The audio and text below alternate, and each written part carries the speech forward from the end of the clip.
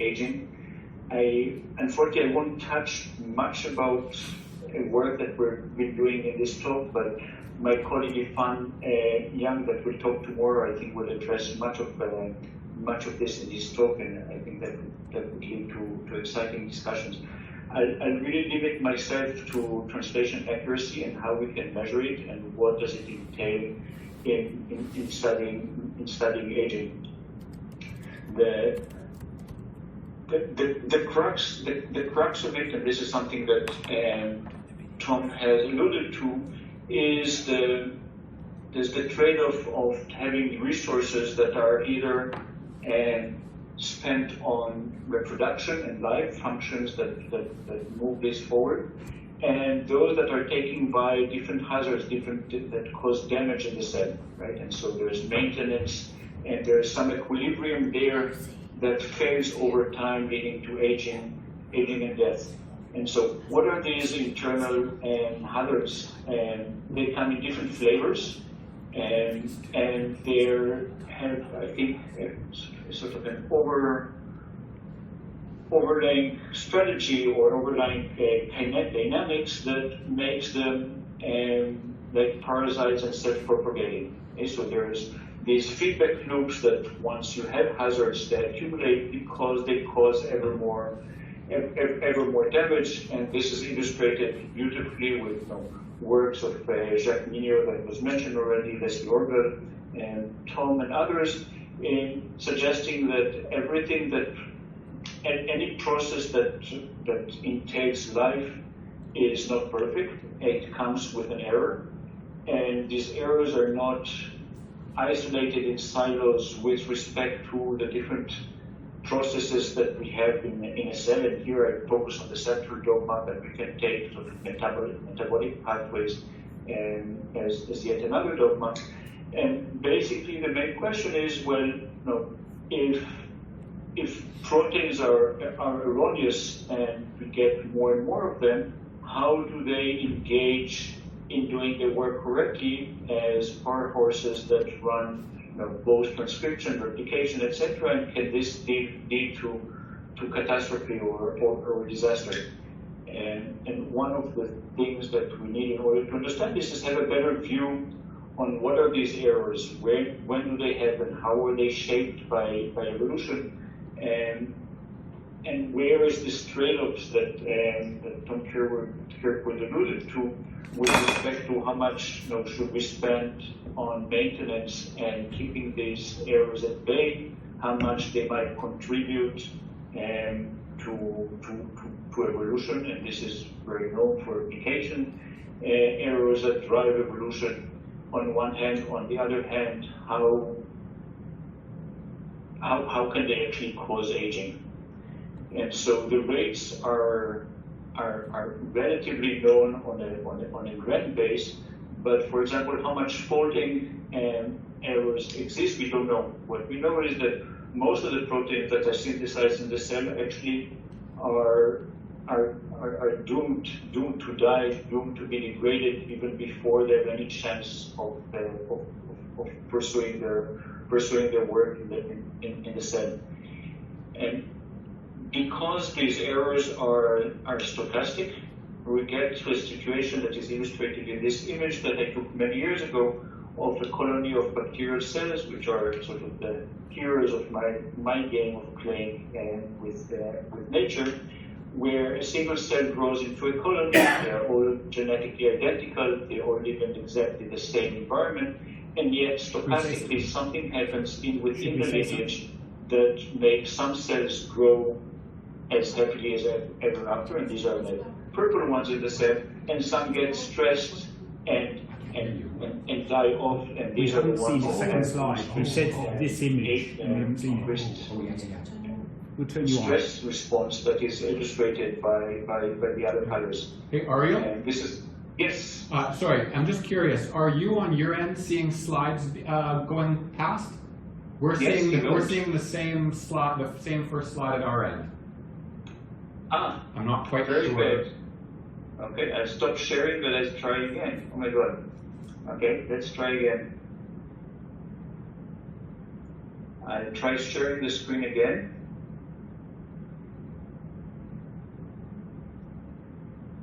Are you seeing a slide that is titled Errors and Edits in the Central Dogma? Well, we're seeing a new first slide now, actually. Yeah. So can you just maybe go straight to the slide that you were expecting? And you should be seeing a slide that says Errors and Edits in the Central Dogma. Fantastic. Thank you, Ariel. And now you should see the colony of cells that I just tried to describe colorfully. Fantastic. Thank you so much. Yes, yes. And now you should see a movie running where you see a colony of cells dividing, and as they divide, you see the accumulation of damage, of protein damage, and that is these green dots that get accumulated in the old pole of the cell. If you follow, for example, this pole, I hope you see the mouse, and I hope this slide goes well. And basically what we were doing here is we were labeling protein aggregates, misfolded proteins, using a small chaperone that is linked to them, and seeing that they accumulate in the old pole of the cells. It turns out that these old cell poles actually lose fitness with age. They grow slower. And this is associated and can be explained largely by the presence of the protein damage. So there is a clear correlation that protein aggregation or protein misfolding and accumulation correlates with age. And interestingly, the damage accumulation in these cells grows exponentially with a higher rate than the growth rate or the dilution, and therefore damage accumulates inside the cells. And so this raises the interest of why protein misfold and where are the problems occurring. And I think that many of you are aware of this work where a simple gene of luciferase were put in different animals, in cell cultures in different animals, and they could show that the fidelity of translation, namely turning off luciferase in luciferase assay, is actually strongly anti-correlated with lifespan. Right? And so, how can we measure this on every single protein and understand what is the signature of translation fidelity? Is what we've been put forth. I should just mention that not always such mistranslation is bad for us, and like Tom said, there are many cases in which such variability actually is helpful, certainly in changing environments, and here are some of these references.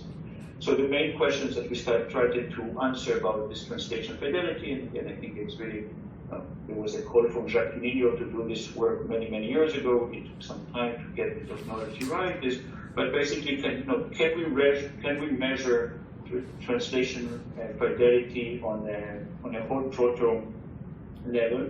Try to understand where the error is happening and where and when, and what might be the evolutionary trade-offs that you can see in the accuracy of protein translation. And I will try to save some time and go over this very quickly and let you read, but I think many of these points were already raised. Why we should be interested in them? Well, the main machines in the cell are the proteins. There is a potential for them to influence many other processes inside the cell, and there is this idea of downstream catastrophe that can come out of it. And if you can imagine that there is some rules of the game of translation errors, that means that there is a phenotypic sort of cloud or phenotypic stable cloud of phenotypes, namely proteins that have different amino acids incorporated in them that are not coded in the genome, that are always there, and that this is a reproducible pattern, and therefore that's part of the actual phenotype of the cell. It's not only stochastic, etc., etc. And so the way that we've been doing this, and when I say we, it's mainly one guy, Ernest Modred, that I hope he's also in this call. He was a PhD student with some people at the Weizmann and myself, and it's a paper where there are many PIs that gave contradictory advices, and one student that actually made things happen. And he hacked an very powerful mass spec identification and algorithm that was developed by Louis Cox at Max Planck. And basically what we were doing is we were looking for peaks in the mass spec that do not correspond to any known protein fragment within the genome, within the proteome of bacteria, and later also with yeast, but that their mass can be explained by a simple change of mass between an identified peptide that is within the proteome that is one amino acid away. It's just like this example here of the change between lysine and isoleucine. This correlation between the base peptide of the known proteome and the one amino acid dependent peptide away, and went through a very conservative filtering in which we filtered out anything that could look like it might be explained by something else, like post-translational modifications, making sure that there are no homologies with the dependent peptide with another sequence in the cell, etc., etc. And we ended up in something like 5,000 cases that represent about 1,500 unique substitutions. And this allowed us, for example, to look at their frequency with respect to the base peptide. And here are some examples of specific codons and their error rates for specific transitions at different conditions. And then you can see, and this is just an example of 3 of them, but you can see that the error rate is more or less around 10 to the minus 3. So within the ballpark of the 10 to the minus 3 and 10 to the minus 4 that has been estimated by other works were basically on one gene, but that the patterns between the different codons is actually very different. And we could map this and look at the sort of confusion matrix of seeing every region of codon that was coding, for example, for glycine, where the error propensity lying. And we could see that there are hotspots, for example, for glycine to become aspartate, etc., etc., etc. And so from this we could learn that most of the mistakes are actually done in the ribosome, not in the tRNA charging. And you see that there are patterns here. It's not randomly spaced over the codon matrix. And we could collapse this and look at the different transitions that are either more prone or less prone to happen, and could see that in bacteria it's mostly about wobble and wobble interaction, and so the UG interaction that is known on the first and second position of the codon, which are conserved also in yeast, whereas other signatures are somewhat different between the two. But there is certainly a conservation. There is not randomness. There is no randomness. It made it also clear that we're actually looking at ribosomal errors and not transcriptional. So transcription errors or errors that were made on the transcription and then translated, because they're not randomly dispersed between the three positions of the codon. What else we could look at? We could try to look at different correlations. For example, we could try to correlate earlier work where ribosome density was quantified on transcripts in E. coli, and actually show that where we see phenotypic mutations, ribosome density is rather low.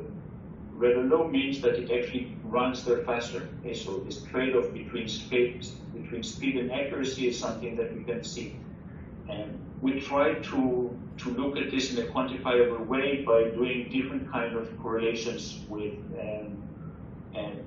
different random sampling to make sure that what we see is actually correct, statistically correct. One way of doing it is, for example, for looking for each codon or for each amino acid to look at the observable at the same amino acid within the same within the same gene, or even within the same codon within the same gene, and that this create sets of sampling with which we can compare the average characterization that we have on the observed error position with respect to these different controls. And indeed, when we looked at substitutions and look for ribosomal density, we see that indeed the slower the density, the slower the ribosome is, the less mistakes we see. We could see that there is a trade-off in respect that where positions are relatively conserved within a gene, there are less likely to be mistakes there. So there's a selection pressure for selecting codons in positions that are relatively conserved evolutionary. And this is also true in minimizing the effect of such mutations on protein stability. So, if evolution selected codons that are less likely to be read mistakenly by the ribosome in key positions within protein structures. And lastly, for these these correlations, I'm getting to the end of the talk, is that there was an anti-correlation between how much protein is expressed and how much errors do we see. So proteins that are highly expressed have relatively lower mean error rate compared to proteins that are less expressed, suggesting that proteins that are heavily expressed and come with an error, the burden of the cell, the kind of damage and cost on the cell is too high, and therefore there's an evolutionary constraint and pressure in order to minimize this. Interestingly, and this is just to end with a sort of a question mark, the talk, when we looked at all these proteins, and this is the sort of point, at every point is a gene that is then clustered together in the graph that you've seen before. It turns out that DNA repair genes that are known to be relatively less expressed in cells have relatively, surprisingly higher level of error rates. Okay? So does this suggest that there is some intrinsic interplay between protein translation and the capacity to trigger errors in replication? I think this is something that is sort of an open question, and there are many other open questions that I think that come out with this work. So while we can show that phenotypic translation error variability is both stochastic but also predictable in the sense that it's prone to evolutionary pressure, and that we could show that indeed most of the errors come from the ribosome.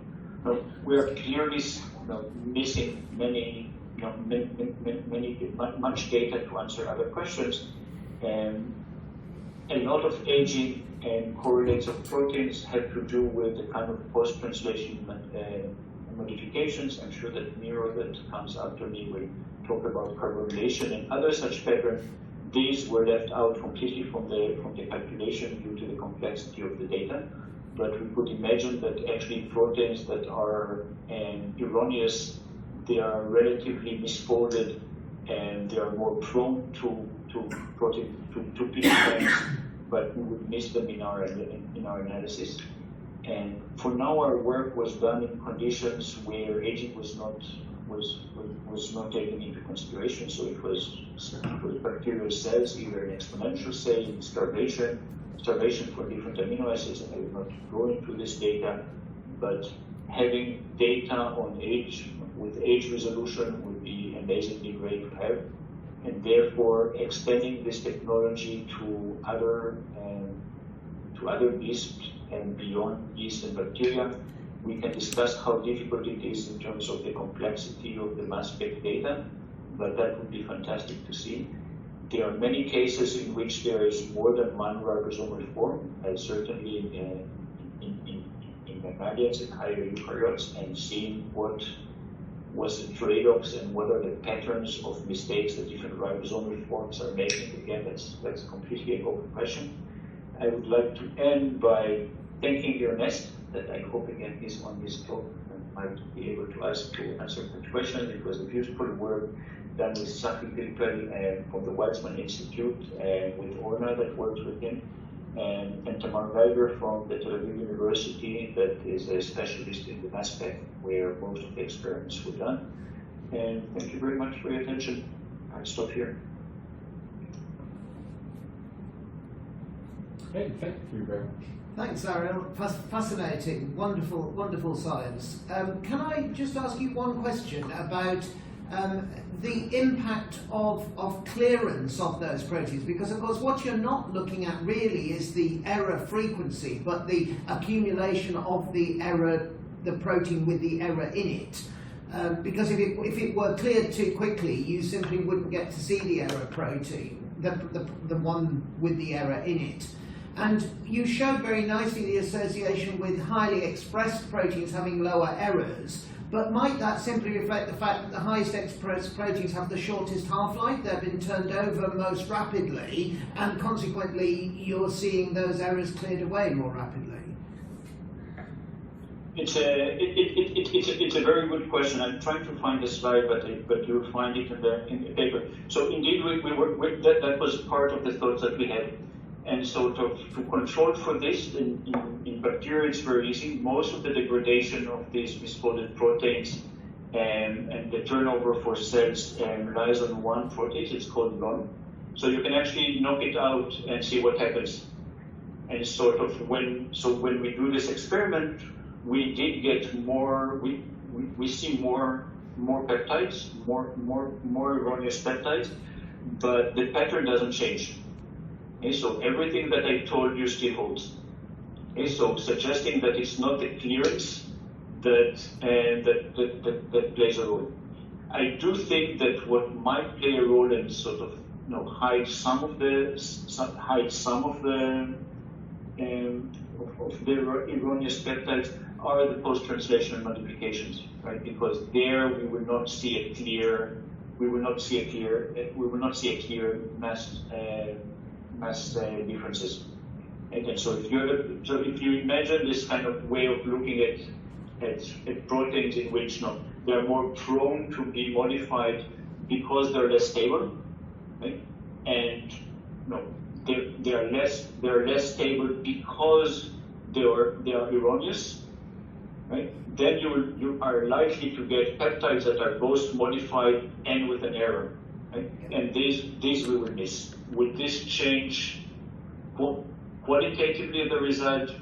Probably not, because the evolutionary signature that we see are very strong. But quantitatively, it might, and it might give more signature for sort of key enzymes or key proteins that we might have been missing. Great, thank you. I don't know if this answers your question. Definitely, very good, thank you. Okay, we have a question from one of the audience members. They say, if you increase the expression of a protein, do you see changes in ribosomal errors? So I don't know what protein you're alluding to, but what we can do is we can exert other stresses on the bacteria. For example, if you would starve them for a specific amino acid, right, would you get more errors in positions that code for this specific amino acid? Mainly because if you think about tRNA competition, right, there would be less tRNAs that would be loaded with a specific amino acid, and this indeed is what we see. Okay. I suppose just one more. Okay, sorry, but does the rate of protein synthesis influence the environmental errors? So This is a good question. What we see is that where we see errors, it's likely that the ribosome hovers through them quicker than other positions. Okay, so suggesting that when it speeds up, right, then it makes more errors. And there are ways of looking at, so there are different variants of ribosome, of the sort of mutants of RNAs and of ribosomal subunits that have either a faster or a slower translational rate that could control to this. We didn't do this experiment. We did try different antibiotics that sort of mess up with the proofreading of the ribosome, and again, we get many more mistakes, and their pattern does not change significantly. And you can see this in the actual paper that was published. Fantastic. I think just Ariel, in order to keep up with time, we will save any other questions to the roundtable. So thank you so much. And thanks for those who kept their cameras open. And hello, Mio. Hello. Yes. Hi, Ariel. Oh boy. Okay, a man who needs no introduction. It's my great privilege to introduce the next speaker, my friend and collaborator, Miro Rodman. Just to give you a little overview, he's the scientific founder of Methuselah Health here in Cambridge, and also a co-founder of the Mediterranean Institute for Life Sciences in Split, Croatia, an absolutely amazing institute of cross-disciplinary research. I think anybody who knows Miro knows that he's eternally curious. And if you've ever discussed science with him, or if you have not discussed science with him while overlooking the Adriatic Sea at the Institute, I highly recommend it. Miro's original focus was on DNA repair, where his work with Evelyn Witkin set the basis for the discovery of the SOS DNA damage response. He and his group later went on to demonstrate the molecular mechanism of speciation, which is kind of a big deal. And, but the mark of a true scientist is one that follows the data rather than being wedded to where he's been. And Miro's research, as it's continued, he's become increasingly convinced that the root cause